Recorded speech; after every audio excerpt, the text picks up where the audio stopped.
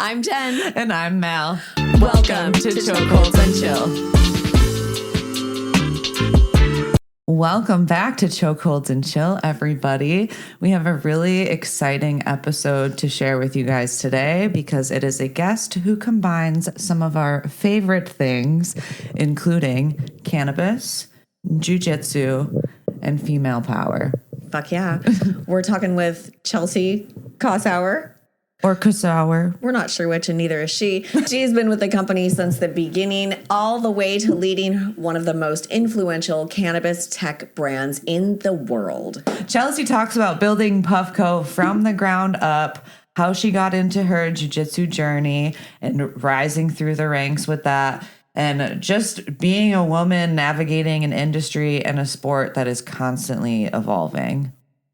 We also get into identity, representation, creativity, and how much heart it actually takes to move a culture forward. She's smart, transparent, hilarious, and honestly, one of our favorite conversations we've had so far. I know we always say that, but fuck yeah. They just keep getting better. She's definitely somebody that after you listen to this episode, you're going to want to sit down and hang out with her, light up. So settle in, light up, if that's your thing, and enjoy our conversation with the badass behind Puffco, Chelsea Kossower. Dun, dun, dun, dun, dun. Welcome back to our call that we were bullshitting on. Yes. It was fun. It was fun.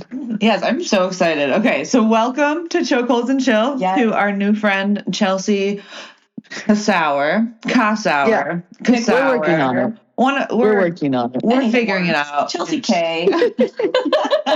CK, CK for short. That's a good one. Well, I actually like that. So, All right. So CK, tell us about you. We are so excited to talk to you because you are a combination of all of our favorite things. Yes. I'm referring to you as our most on-brand interview yet. Yes. Oh, I love that. That makes me really happy. Give it time. There's still time to disappoint. We have an hour. But we will disappoint as well. You're fine. No, yes. I'm just super excited. So let's take it away here, Jenn. Let's dive in. Chelsea, tell us how you started with jiu-jitsu. What brought you to the mats? Where did that journey begin?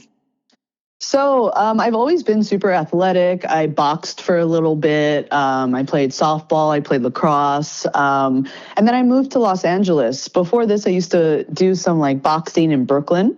And then when I moved out to LA with my job, I wanted to get back into it. I kind of missed that obsession. You know how when you are just so committed to something, it helps you stay on track. And I was like, oh, cool. I keep hearing about jiu-jitsu. Let's give this a shot. I'm too old to get punched in the face. I'm in my mid-20s. So I had no idea what I was getting into. I didn't even know what a kimono was. I didn't even know what to wear. I was just oh, it's a martial art. Let's give it a try. This was back in 2019. I remember I went to this super small gym in LA that was in a shopping center, hidden away. And I had no idea what was going on. And the first thing they were drilling was fireman throws. Oh, and I was just what the fuck is happening? This is amazing. And then they had me spar against another guy who had no idea what he was doing.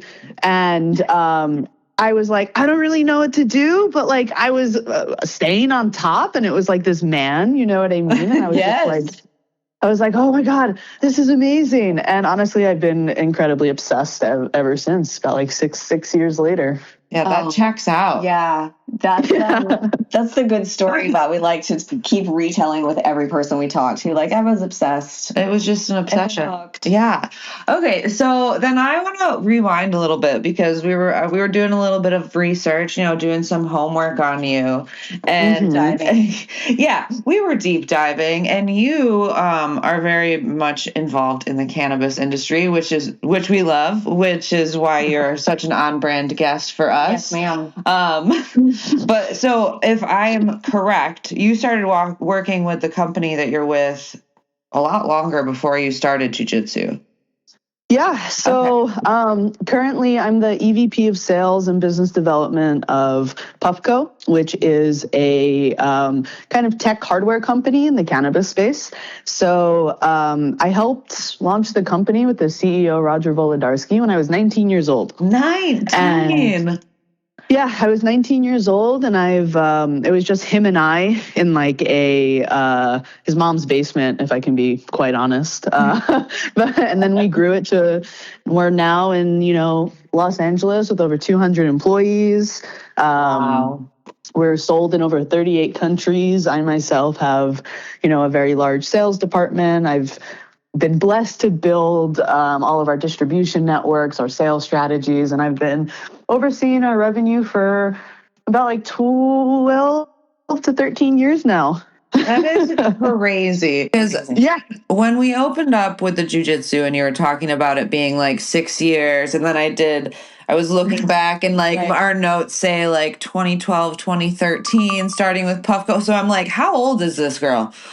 And now you're telling me that you've been doing that since you were 19, and I'm mind boggled. You know what? And this is why I'm so obsessed with jiu-jitsu. So when I met who's still our CEO of Puffco, who's also like one of the best humans in the world and one of my mentors, I had this like platonic connection, this platonic spark with him. Like it's almost like I met him and I've known him for many lives, and I'm just like, oh, this is that part. This is that part of the story. Like this is where we're supposed to be, and there's no other option but to make this work. It's written in the stars. Like it's everything inside of me fired when it came to the cannabis industry and what Puffco's mission is and was.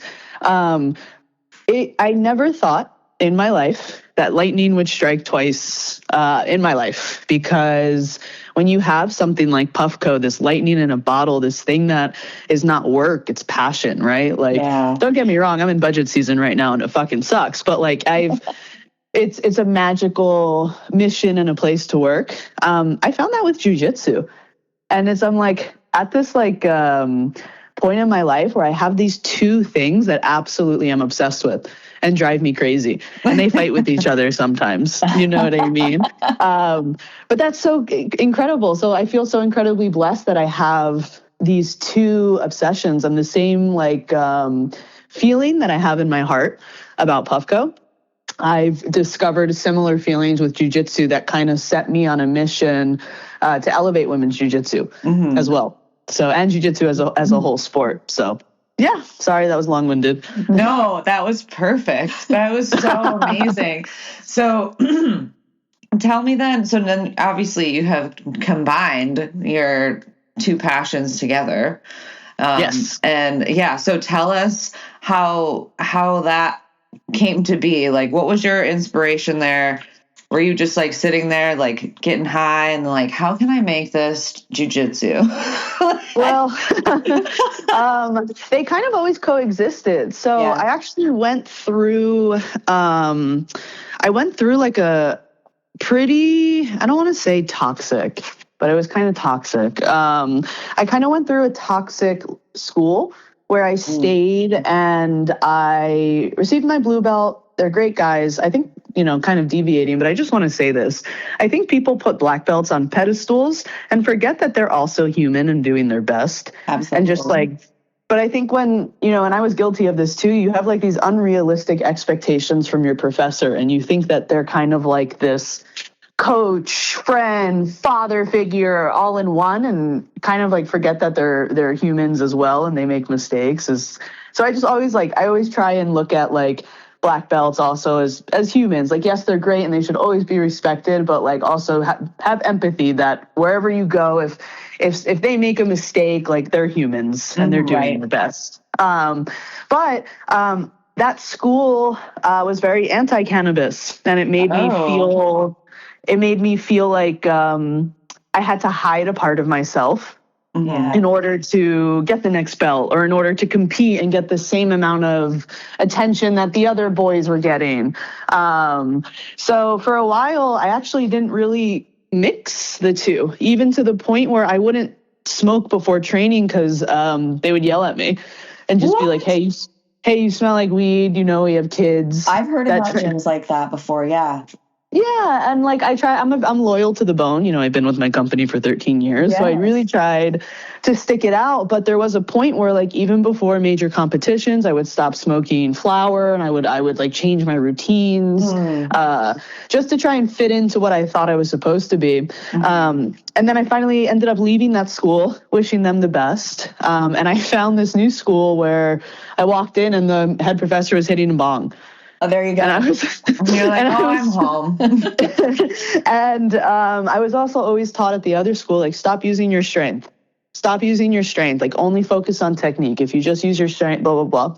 And like the first thing my professor said at this new school, which I've been with for a little bit, I received my purple belt from them. He was like, if anyone's telling you to not use your strength, because they're fucking scared to get beat up by you. Yeah. And like, I literally signed up that day. But once I was able to really be free with my cannabis use, I started really trying to mix the two. It wasn't a matter of if I was going to be the person that was going to end the stigma of cannabis and jiu-jitsu. It was going to be when and how. Absolutely. So that was my mission. And, I did kind of similar things that I did with Puffco, kind of like the same strategies. I see a lot of similarities between the cannabis industry 5-10 years ago and the jiu-jitsu industry now.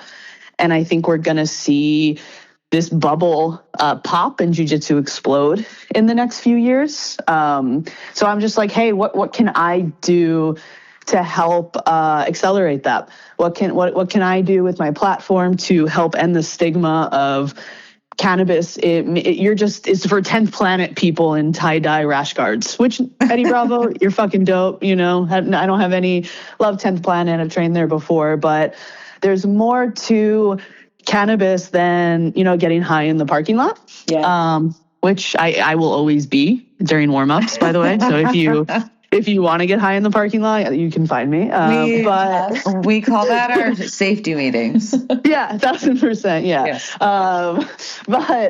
So yeah, I started kind of like worming around in the jiu-jitsu game, trying to network, meet new people.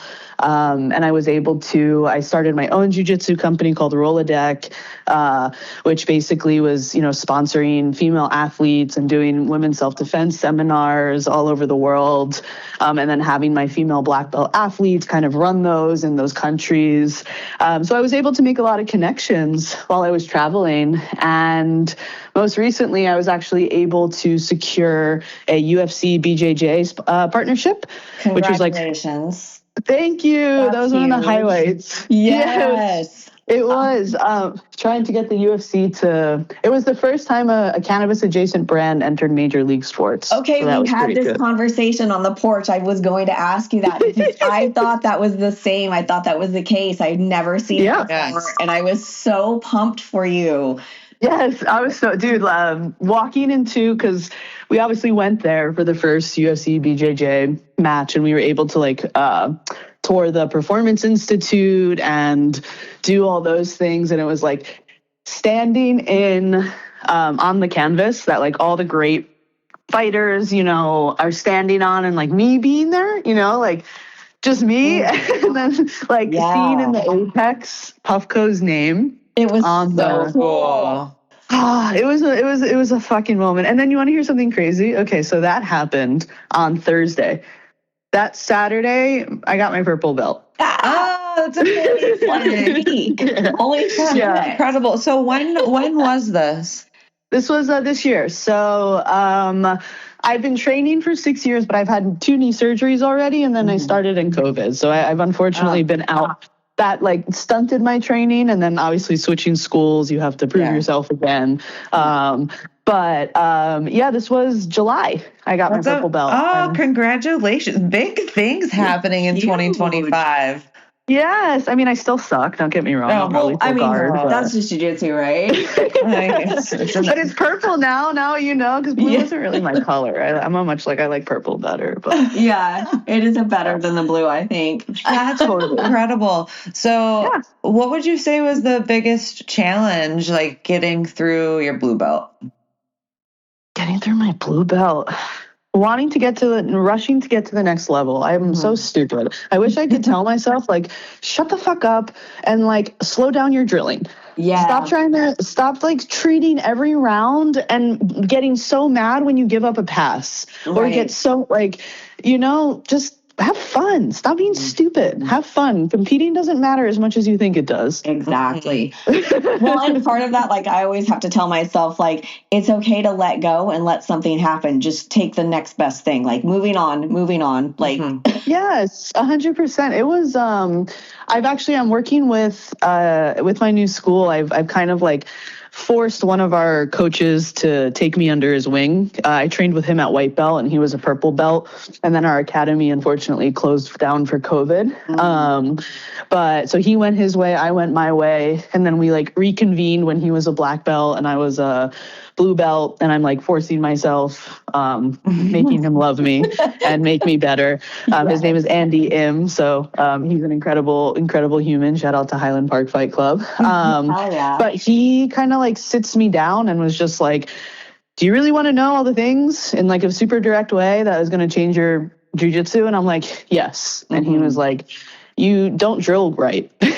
He's like, you need to drill like you would work in your strength and conditioning. He's like, are you just picking up weights and going 100% when you're lifting them? And he was like, no, if you're going to do squats like that, or you're going to do lunges like that, you're going to hurt yourself and hurt someone else. He was like, slow down, do it methodically. He's like, the slower your reps are, he's like, the more that you're going to actually retain the muscle memory and be able to do it in your live spars. Yeah. Changed my life. I love that. That's such great advice. I'm going to start 100%. Telling my classes that. Well, yeah. Because that's a good way to put it, though. Like, would you lift like that? That's like speaking their language, not being like, hey, we're not here to kill each other. Let's learn. Yeah, it wasn't about that. And I also think like, he also called something out, which is hard to do as a man to a woman. You know what I mean? But he was like, hey, like, you're stronger and bigger than a lot of the girls. And he was like, there's times when you can use that.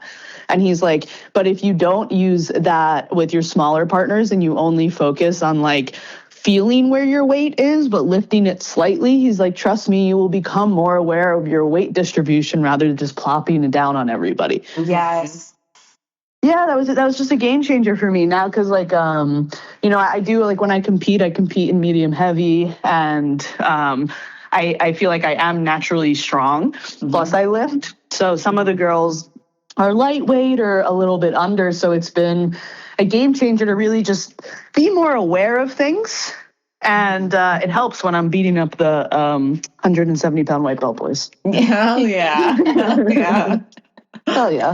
That's the class Mallory teaches. 170 white belt boys. Pretty much. Yeah, that's what it is. I love that. Well, if you ever need if I ever need to be Shark Tanked, I'll come to you. Oh my gosh, I would absolutely love if you came and visited with us. Please show I would one day. It might be in the cards. That would be amazing. That's awesome. Yeah, so tell us about like your competitive history. When did you start competing as a white belt?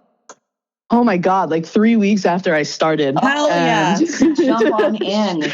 And yeah, like 3 weeks, maybe like it's either 3 weeks or 3 months. Regardless, it was incredibly too early. Yeah. And she was not UFC, but she was an MMA fighter and like had a shaved head. And I remember thinking like, oh God damn it. And I tried to like collar drag her and then I ended up like, of course, white belt collar dragging. So like I did it horribly and she like jumped on my back, but I was able to escape. And then she got on top of me. Ezekiel choked me. I don't know. It happened so fast. I gotta be honest with you. But yeah, I loved competing, but I had an unhealthy relationship with it until recently. But I've probably like double golded like 3 or 4 times. Since I've competed. I compete no-gi, I compete gi. I love no-gi. It's my favorite. I fucking hate gi, but I do it because I feel like I have to. I'm getting that way. It's like, just let go of my fucking sleeve. It's like, this is not realistic. Let go of my sleeve. I think punch you if you had my sleeve, right? Yeah, because like gi is like controlled technical beauty, and no gi is just sweaty chaos, and that's where I thrive. Sweaty, slippery chaos. I mean, the gi can be realistic. Have you seen the Cholo MMA guys? I mean, that's fair. I'm actually even like wearing one of the Albino Preto gi hoodies. So if I got into a fight right now, they would 100% grab my sleeve. Yeah. So it's very realistic, but I totally understand. I prefer no gi as well. I've seen too many shirts come off at the bar fight, and then you're like, well, shit. Well, fuck. Yeah, that makes sense. And this is actually my first year. I'm not competing at No-Gi Worlds, and I'm a little sad about it, but it's okay. Next year, I'll give them time. Is it a choice for you this year, or is it because you promoted early? Not early, but you know what I mean. No, I mean, if anything, that would make me more excited because there's less pressure. It's like, imagine I fucking won. But no, my wife is incredibly supportive. I love her so much. And I like went up to her and I was like, and this is right after I started working with a sports nutritionist. They're amazing. Shout out Tier 1 Performance. They have helped me lose like 14 pounds in 3 months. Wow. They're absolutely amazing. And I like went up to her, and as I'm like weighing my blueberries, I was like, I think I'm going to do No-Gi Worlds. And her face like just like kind of like, and she was just like, can we just not this year? She was like, I really don't want to deal with a No-Gi Worlds, Chelsea. And I was just like, and she's so supportive. Like, I train 6 days a week, and my trainings are like 2 hours. I don't come home till 9:30. Every Saturday morning, the first half of the year, I competed every weekend, where she was there with me. So like, I know she's saying that, she just wants to like enjoy the holidays. And I'm like, yeah, babe. Yes, it's a balance. That was probably a hard ask for her too. I know my husband, he has a version of himself when he's competing and cutting weight that I am not a fan of. And I feel that so hard because like, as the supportive partner, it's like you're sacrificing at the same time. So I'm proud of her for being able to ask. I don't think I'm there yet for myself. Yeah, no, I mean, it's a real thing. And like, my wife is also very athletic, and she's from Chile. And by the way, Chile is, I've went to 22 countries in the past like 3-4 years. The hardest roles I've ever had with women is Chile. Really? Like, oh my God, they're so scary. Shout out to CHOKEHOLD Jiu Jitsu, but no, really, they don't stop. Wow. Like I've trained in Brazil, they're fucking tough too, but like it's every round for these girls is life or death. It's all they got. Wow. And and they're not dicks, they're not like cranking heel hooks, but it's like I'm fucking tapping to white belts. They just have different standards out there. Like you will be a white belt for 4 years before you get your blue belt. No, that's really cool. I love hearing stuff like that because I'm hearing now because jiu-jitsu is getting soft and people aren't, using it for what it's intended for, all the drama that they're bringing up on social media. But that's cool. I love hearing that. So the women in Chile are not soft. No, but sorry, going back to that is my wife would train there a little bit after we'd meet. And then she started training with me here, and I was getting ready for No-Gi World, and she's a white belt, and I'm just like, you're not reacting the way I need you. And I was just like, and she was like, fuck this. She's like, I don't want to do this. You're a psychopath. And that's then so funny. So does she still train?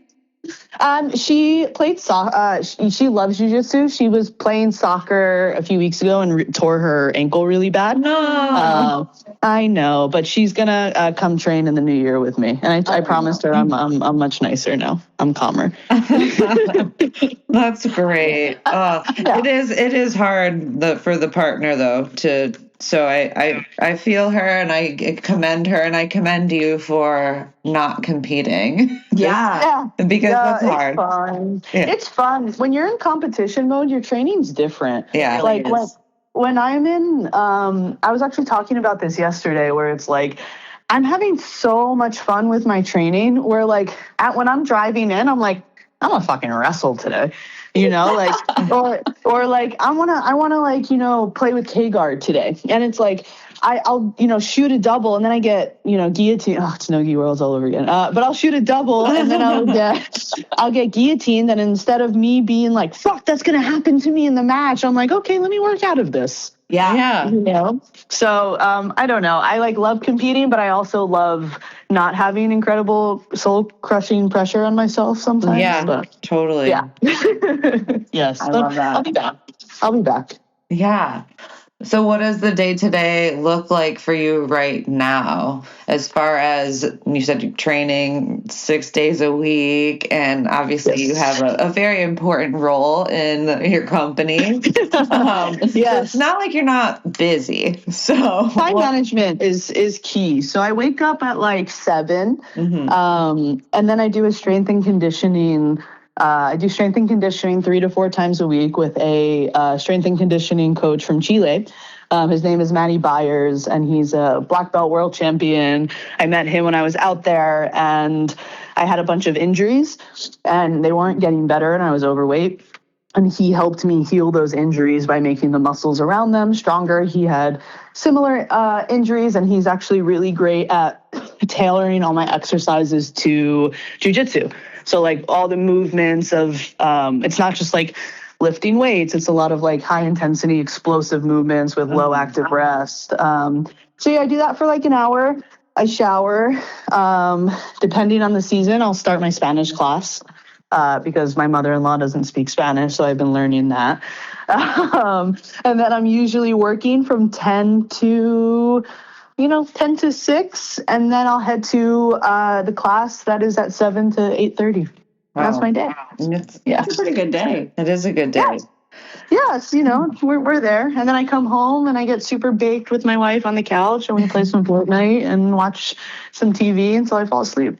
That's amazing. So good. Can you tell us how you met your wife? Because we love a good love story. It's really cute. Okay. Perfect. Okay, please share.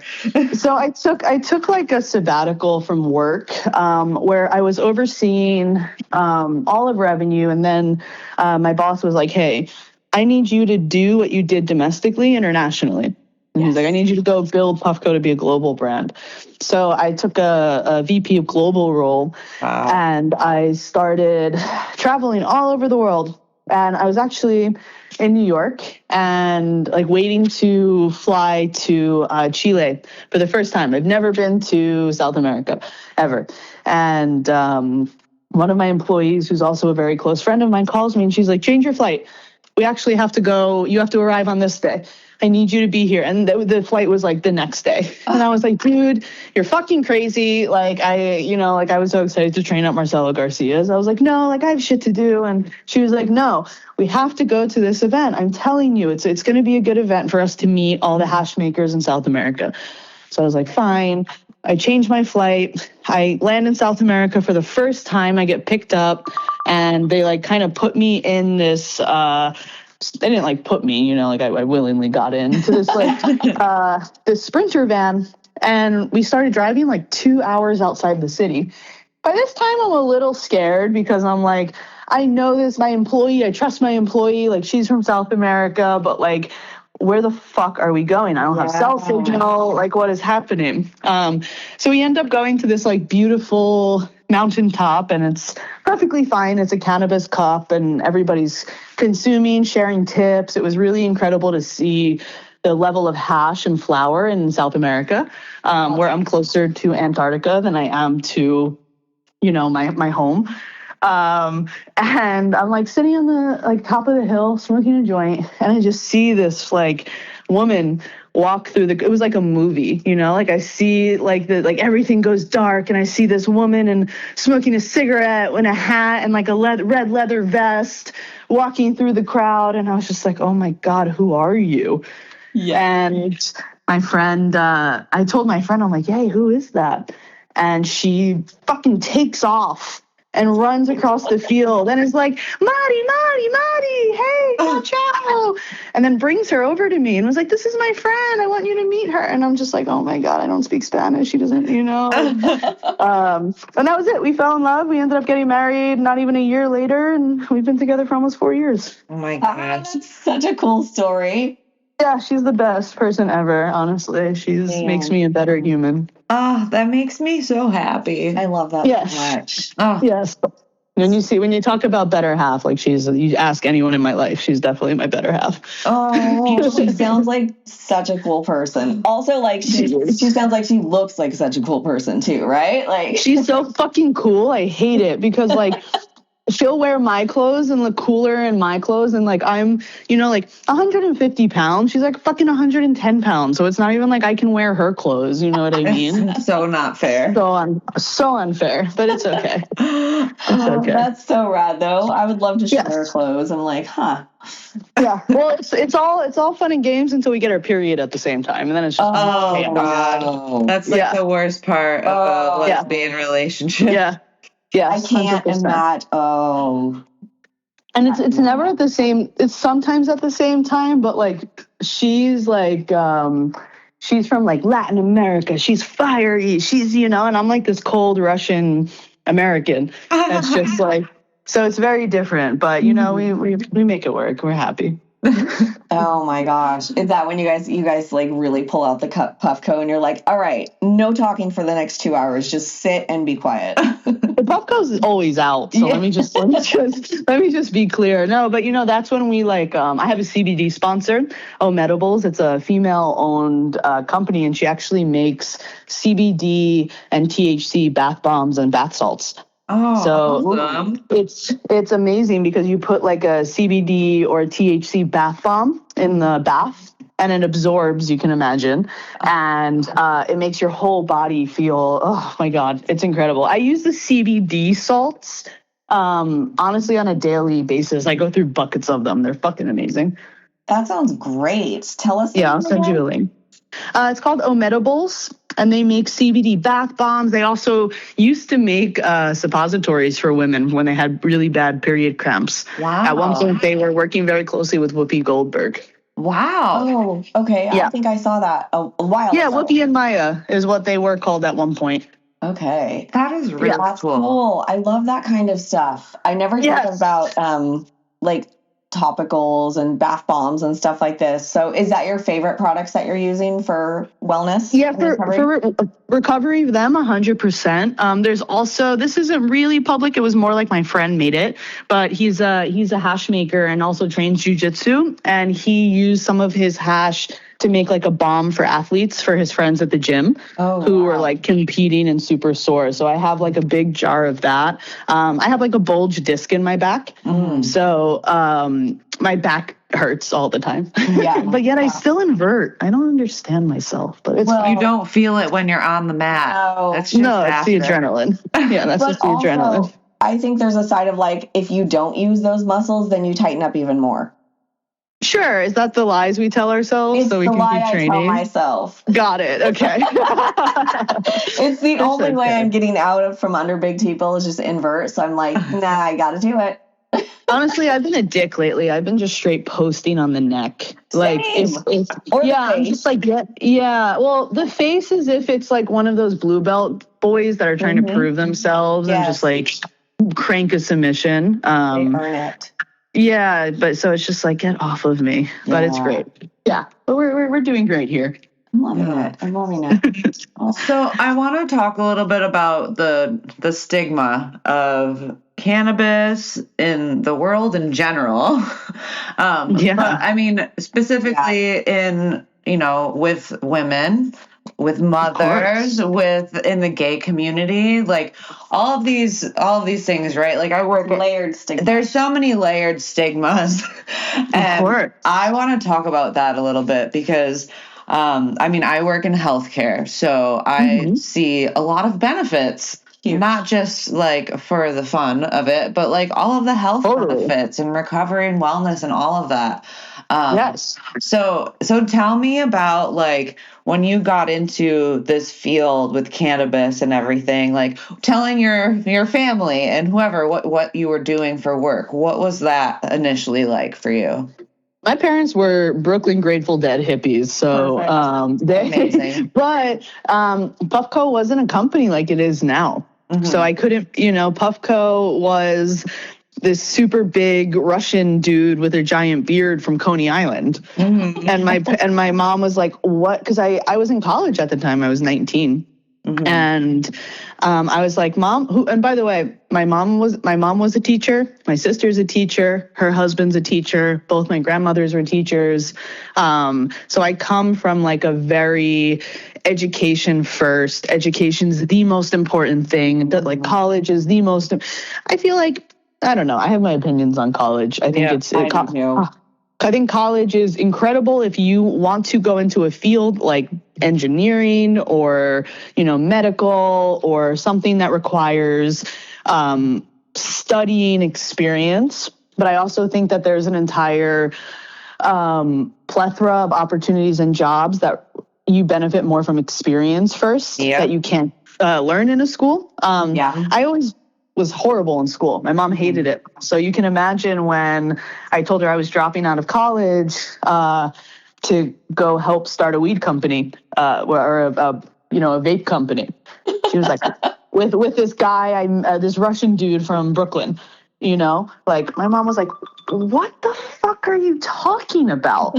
And, but I was just like, hey, like, you have to trust me. You have to let me be. Mm-hmm, and she's like, well, and she's from Brooklyn. She's like, well, I want to meet him. So then she made Roger come to my house and, sat him down and was like, what are you doing with my daughter? And he's like, I don't really know. We don't know. Like we have a plan, we have a vision, but like, can I sit here and tell you that, it's going to work? And he was like, in my heart, I know so, but I have no way to guarantee you. But what I can guarantee you is I will protect her and I will take care of her and I will never put her in danger. Mm-hmm. Nice. And he's, now I protect him because I'm a purple belt, but, are you getting an extra fee for being his bodyguard too? He doesn't know it. I just, but yeah, I slip it in there. No, never. But yeah, my parents were always super supportive of my cannabis use. But what's funny is they would never smoke with me until I was 18. Okay. So I started smoking when I was like 11, 12. Horrible. I know. I'm so sorry. I think my kids were like 13. Yeah. Okay, great. So, but she would never smoke with me. They would never smoke with me. And I'm like, it's illegal even when I'm 18. But yeah, so super supportive. That's really cool. So you clearly grew up in a very cannabis friendly house. Cannabis respectful. Like they would never smoke in front of me. It wasn't until I started smoking that I, connected the two. And I was like, these son of a bitches. You know what I mean? Like, because whenever I would go to bed, there would always be this smell in my house, but I never knew what it was. I just always assumed it was, I don't know, something, but I never knew what it was. It never bothered me. And it wasn't until like I smoked in my room and I was like, I'm like 13 sitting on my bed. It's all connecting. I'm like, holy fuck. No wonder they never come upstairs. I'm like, no wonder they never come upstairs when I'm doing it because they don't know if it's me or them. Well, they can't call you out because then for sure they know that you know. Yeah, exactly. But I always got better weed than them. So that's brilliant. Awesome. Yeah. That is so cool. And I mean, like we just had my sister on our podcast who is a mom and a stoner, and we were talking about how we would much rather have parents who are stoners than parents who are drunks. Totally. And like, I think about the stigma that surrounds cannabis still, even in this world that we live in where it's legal and like it's fucking K. Yeah, I know. We still have to hide it. Like, so stupid. I still have to hide it because of, my work, what I do for a living, whatever. But like, I just fucking hate that stigma. But like, it's just it's on another level. So I think it's just so cool, like what you're doing and, you know, everything that you're representing. Tell us specifically what you're working on to get rid of the stigma. So, like, I can tell you something that just happened. So, I'm so sorry, Maggie, if I butcher your name. But I don't know if you guys know Maggie Grandotti. She's like a multiple world champion. She's been in the space for years, probably I don't want to say decade because she's pretty young, but she's placed at Pans, Nogi Worlds. She just recently opened up a academy in Miami with her husband. It's called Lyra Jiu Jitsu. But she was a closet smoker, and she was always terrified of coming out. Her and I joke, like, coming out of the closet with it, because she works with such large companies and sponsorships, you know, like she's a brand rep for Woxer. She's a brand rep for GAT supplements, for Whoop. Like, she has an incredibly large social media following and, you know, has her own workout. Like, she's a businesswoman. And there's been a stigma about it for so long that I ended up connecting with her at a women's seminar.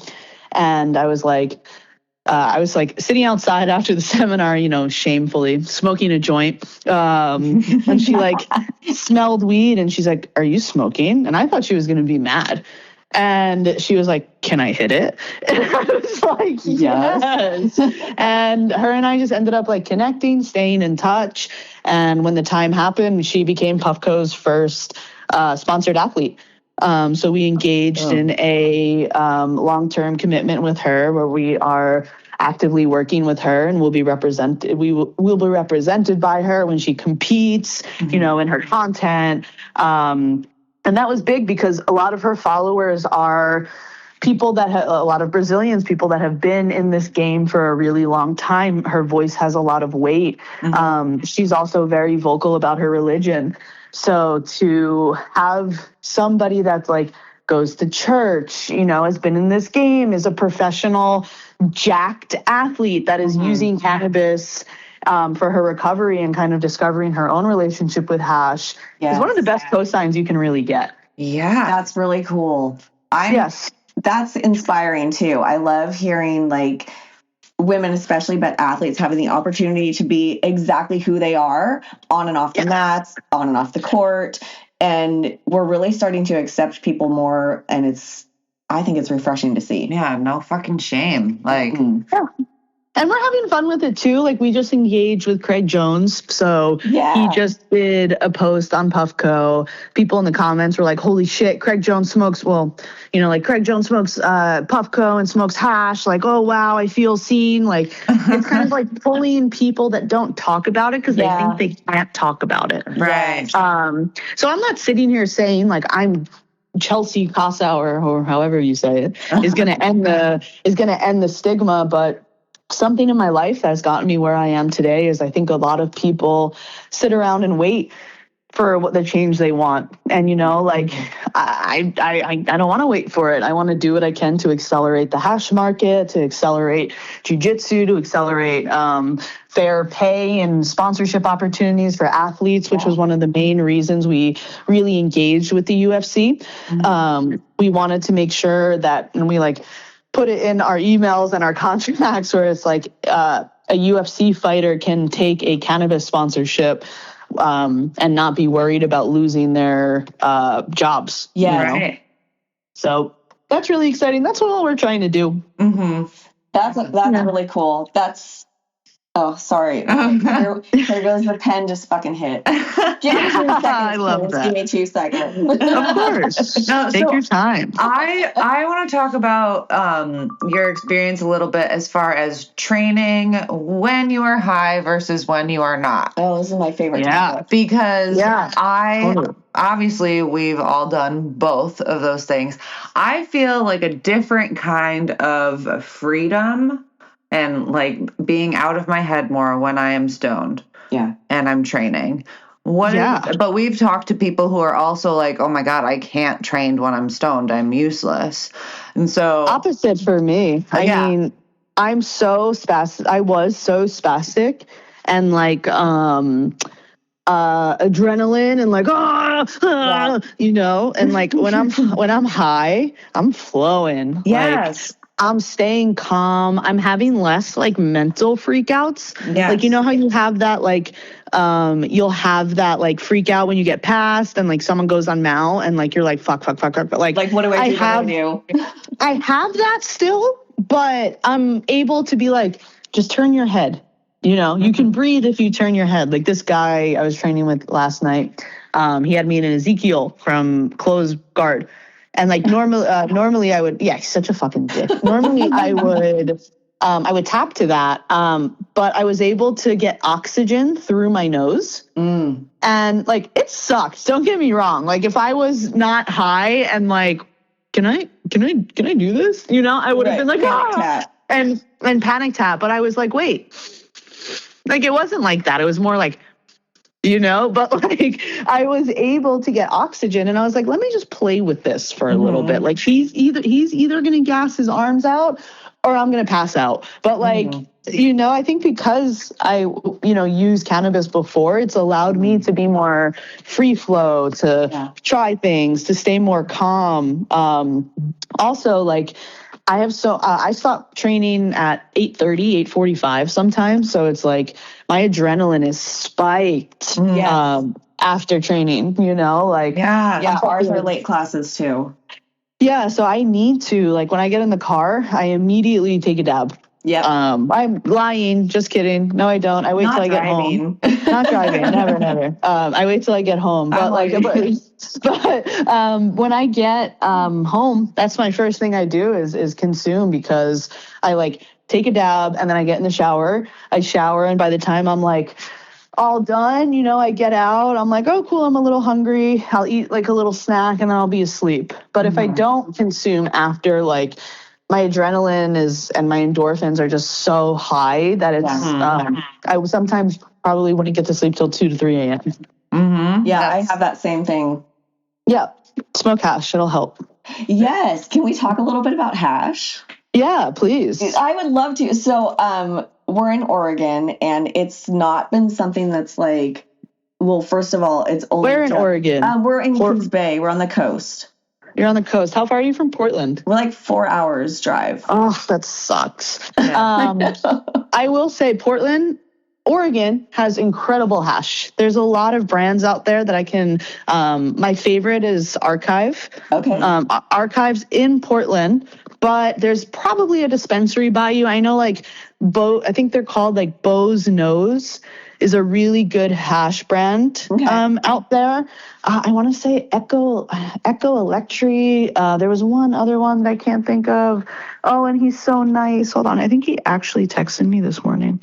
Let me see. Highland Provisions. Okay. They're incredible also. And they're all Oregon hash brands. But what is hash, right? Let's get into that. Yes, because I'll be totally honest. I've been smoking for years. I've never smoked hash. I have only smoked hash a few times. But with my father-in-law. Yeah, there's lots of different types too. Yes. So saying hash is kind of like being like, I do martial arts.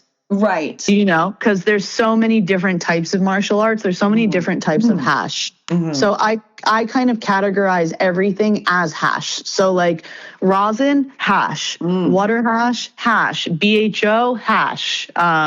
So like for me, you know, even the crumbly stuff you smoked with your father-in-law is technically hash. It's Moroccan hash, which is, I'm assuming, what it was. Probably like a dark, chalky. Yeah.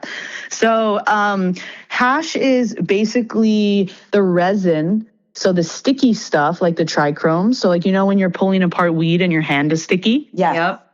That's the best part of the plant. You are trying to consume the entire part of the plant for the trichromes. And that's where all the good stuff is. So hash is taking the best part of the plant, where all the cannabinoids are, and it's extracting those specific things. So the best way I describe it to people, so I'm not just going to get super scientific, because maybe people listening just want to get the cliff notes. When you want to eat an orange, you're not biting directly into the orange. You're peeling away the plant material to get to the best part of the fruit, the most potent part of the fruit, where the juice is. Yeah. It's kind of a similar thing with hash. You know how you make a vanilla cake and you would use extract of vanilla? You're not taking an entire vanilla plant and grinding it up and putting it in your cake.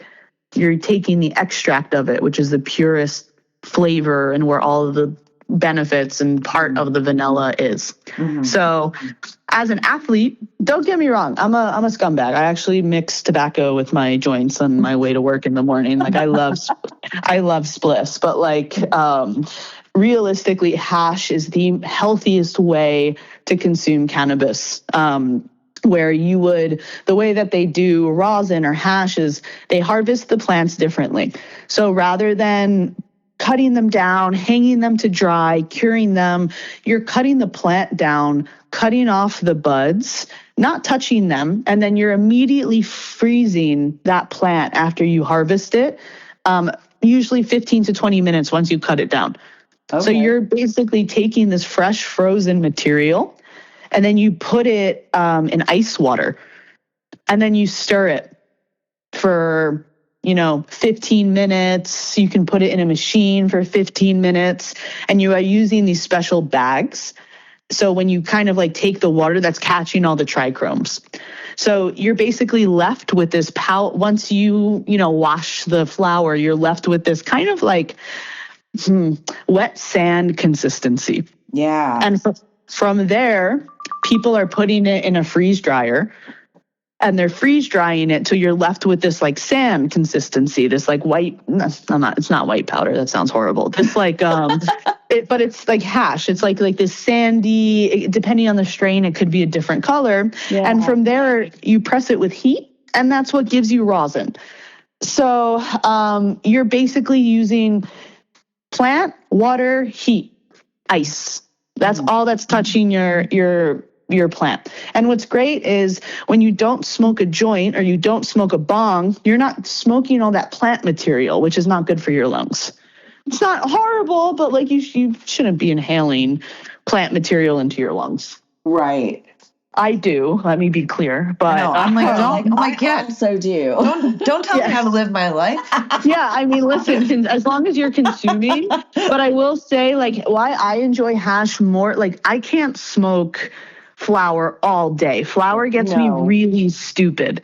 Like, I'm like, oh, now I want to lay on the couch and, watch my TV shows. Whereas, like, hash, the certain strains, I can take a dab and I'm like clear, I'm focused, I'm locked in. Mm-hmm. And then it goes away really quick. So it's like if I'm really high, by the end of like, let's say I take a dab right before class, I'm fucking ripped during the warm-ups. You know what I mean? Yeah.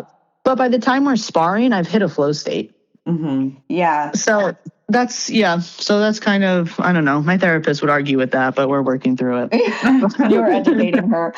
Yeah, exactly. No, I definitely feel like I'm always, like I'll grab the vape pen. That's always my quick go-to. So I know that's not good for me either. So it's horrible for you, actually. I'm gonna send you guys some replacements for that. But there's a really good video Puffco did. Yeah. Vape carts are convenience. Yeah. The technology you're smoking is horrible. It's from like 2000 and when people had those, remember like those giant box vapes? Yes. Yeah. Yes. Like you're basically like 2006. Yeah, you guys are like distilling. Well, not you. You're not doing it. But what's happening in those carts is people are distilling the hash to make it work for the hardware. That shouldn't have to be a thing. Mm-hmm. You shouldn't have to dilute the hash or use distillate or something to make it work, and then you're smoking the metal. Right.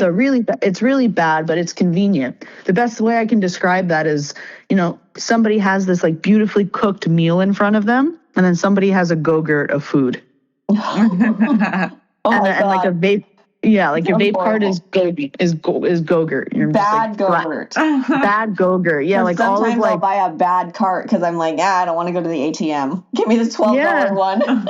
Exactly, 100%. But some of them, it's literally just like it's like the end of the night leftovers from the restaurant. That is like all the vape carts. Like it's a known thing. People put in their vape carts as, whatever didn't press for hash or wasn't a good harvest. Mm-hmm. That is all the. I'm sorry. No, but this is so important for me because I don't know if you know this. You probably don't. So I'm 48. And I, like, my kids started smoking weed when they were teenagers, but I did not. I was like in my late 30s because I was raised that it was this horrible thing. So I'm learning, I mean, it's only like, I've been smoking weed probably as long as you've been working for Puffco. I love that. So I'm still learning so much. So yeah, like it's definitely convenient, but also the other people in my house don't want to really smell me taking bong rips, and sometimes it's cold outside. Yeah. So that's the other side of it too, is it's not as problematic for the other people in my house. So yeah, this is very helpful. Puffco will be great for you. Just I'm because so excited. Yeah, it's not smoke. It's more vapor. So like the smell doesn't like lock onto things as much. Yeah, and that's exactly what I've been looking for. So okay, yes, great. I'll get you hooked up. Don't worry. My husband is not a smoker. He does edibles, but he will appreciate the less I have to step outside to smoke my joints. Yeah. Yes, I love this. I'm excited. Changing lives right and left. Yes, the safety meetings will never be the same. Oh my gosh, we're about to level up these safety meetings. No. I'm so excited. We're gonna start handing out QR codes to the website. Yes. Just come to the window, take this, and then scan this for your own. Yeah. We're here. I love it. That's awesome. Okay. So what would you say your proudest moment? I want to know that your proudest moment on the mats, and then your proudest moment in your professional career. Oh, the big question. Yeah, this is only so far, right? Ooh, I think I'll feel this way every turn, but I think getting my purple belt, because I worked so hard for that. I wanted it so bad, and I felt like I was already a purple belt before I got it. Yeah. Like every blue belt, but I just wanted it, and I worked so hard for it. I was disciplined. I stayed locked in. I like gave up my ego and just listened to my coach. So I think that as far as on the mats, like getting that from somebody who I really respect and I look up to, and that I've known since white belt, handing me my purple belt, and like us coming back to each other was a full circle moment. That is really cool. I hope he ties a black belt around my waist as well. Yes, it's going to happen. Yeah, I have no doubt. And then my professional career, that's so hard. There's been so many wins because it's been so long. Can I pick 3? Yes. Okay. All right. I think one of them was breaking a record. Like reaching a milestone. I don't want to give like public revenue info, but like breaking a milestone that I couldn't believe happened. And I remember like there was 8 of us that moved here from New York, and we now are like 200 in a huge office in LA. And I remember like running to him when it happened and just like laying on the floor crying, being like, yo, we fucking did it. Like, we're like, look at this. And I remember like showing him the report on my phone. Like, we're fucking here. That was probably number 1. Number 2 is probably this one's. I wouldn't say like okay. I'm gonna do 4 because this one doesn't count. This one was more of like a life dude moment. I call them, of just like, holy fuck, this is my life. Standing on a rock looking into the oceans in Africa, in South Africa. It's like, I'm like, my life and my job brought me here. And with like my fiance and like my best friends, and I'm like in Africa right now. Like I dropped out of school, and I'm here, and I'm looking out at, like, I'm standing in the bottom of Africa and I'm looking into this ocean, and it's like, holy fucking shit, my job got me here. Wow. But that's not really I guess that's an accomplishment, but that was more of like huge. I have chills. Yeah, I can I'm to travel. Like, that's major for me. We're both sitting here with like the biggest smiles on our faces. I feel like we're like just rooting for our best friend right now. We are best friends. We like that. You're honestly just like living the dream. Wait, she's got 2 more. Yeah. Yes. Yeah. No, I want to know the next 2. Fuck. Okay. Give me more chills. One was walking into the UFC building, and they have a probably a fucking 80-inch, maybe 100 giant TV. And they like started the pre-stream of the bowl of UFC BJJ, and I was there with my EVP of marketing and my VP of brand, who like we were doing this deal with. We were the one that pushed it over the finish line. And it was just like standing there with them, and like we're like laughing, and then we all stop and we look up and we just see like UFC. I actually have a video of it. I'll send it to you guys after. Awesome. And we just see Puffco and the UFC and like the lights and the thing, and we just all were like, holy fuck. So that one I think was pretty big. And then the last one was this will have to be in episode 2, but I had to go through like a very big journey of growth and lose everything to gain everything back. And this year I gained everything back and more. I basically had to build a new team. I had to build new strategies and operate at an executive level. It was one of the most growth years of my life. And we did it. We exceeded. And I would say this year is probably one of the biggest accomplishments of my career too.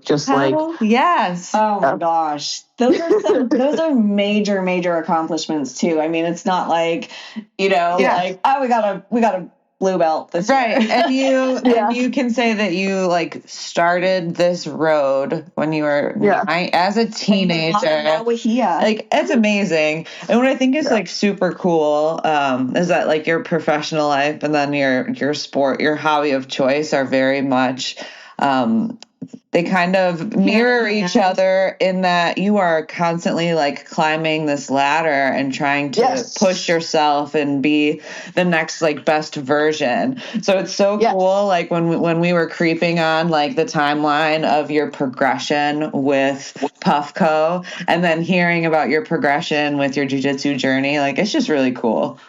You know what's crazy? So I also I work with an executive coach. She's an incredible human. Her name is Jennifer Talansky.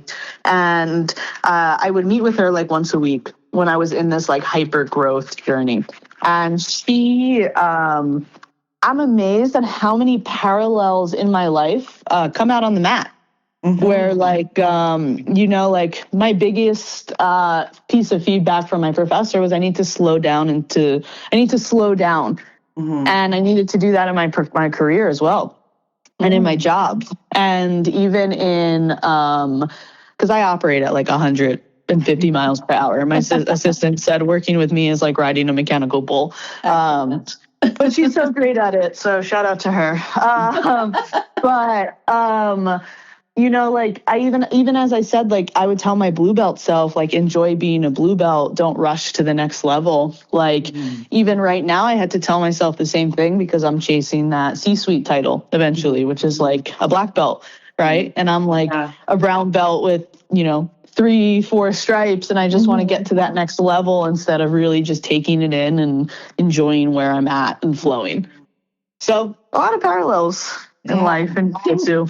Can you talk a little bit about what you do with Hyperfly? Is that something we can discuss?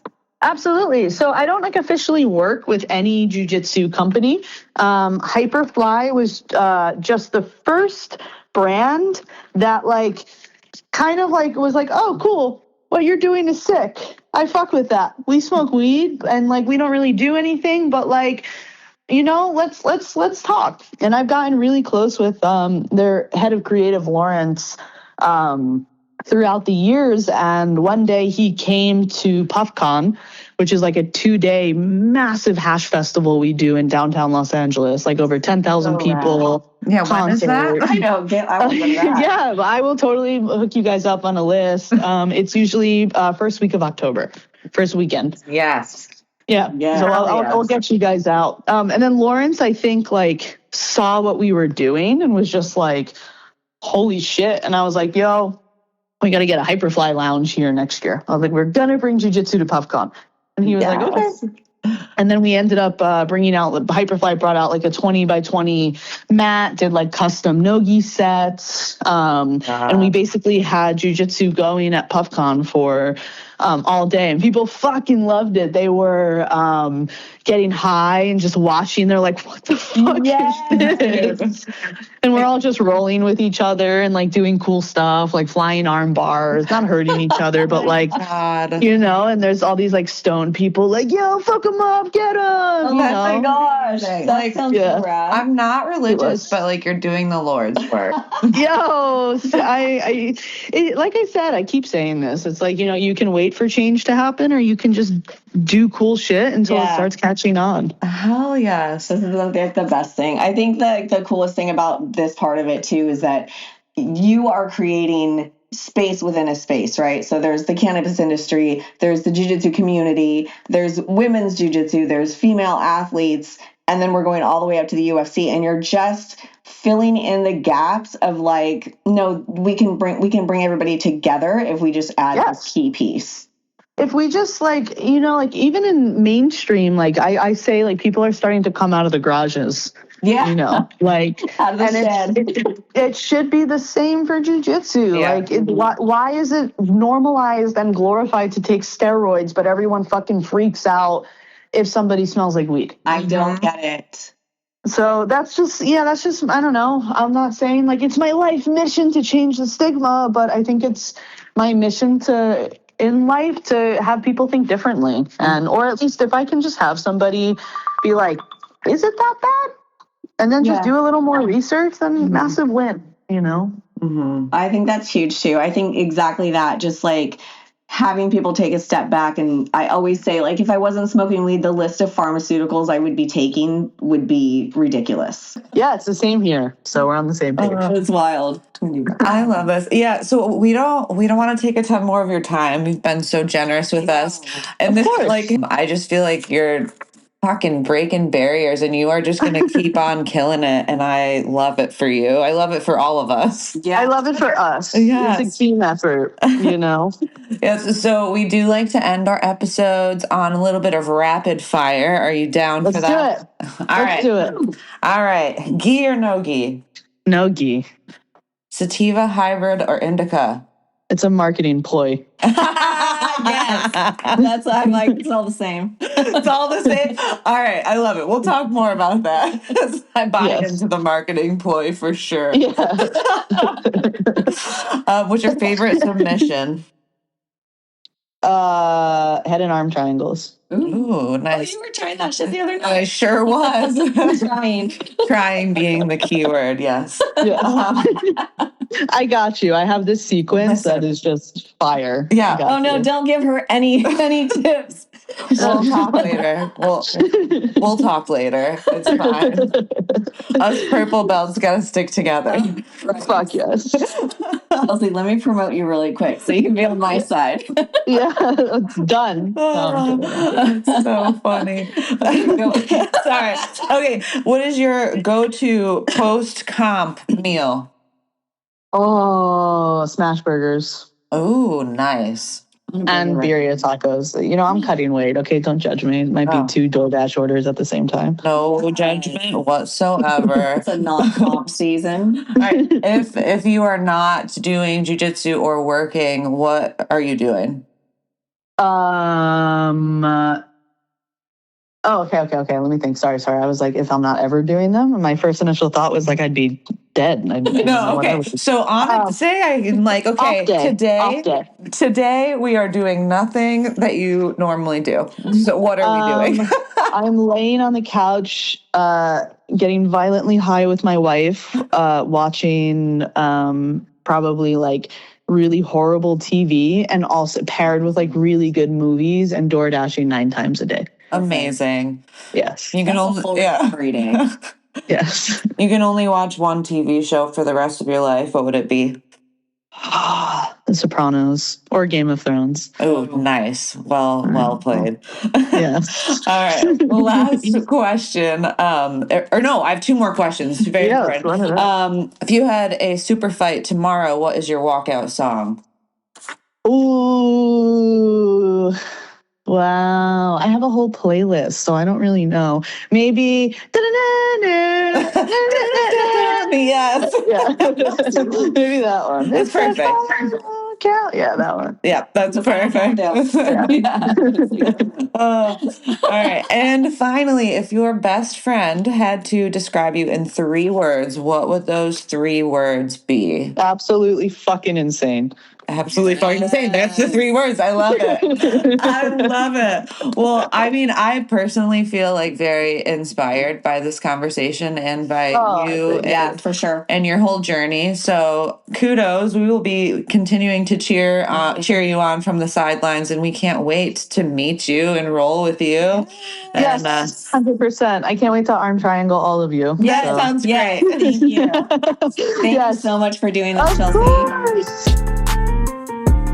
Don't forget to like, subscribe, and share. Check us out on Instagram at Chokeholds and Chill Pod, or shoot us a message at chokeholdsandchillpod@gmail.com.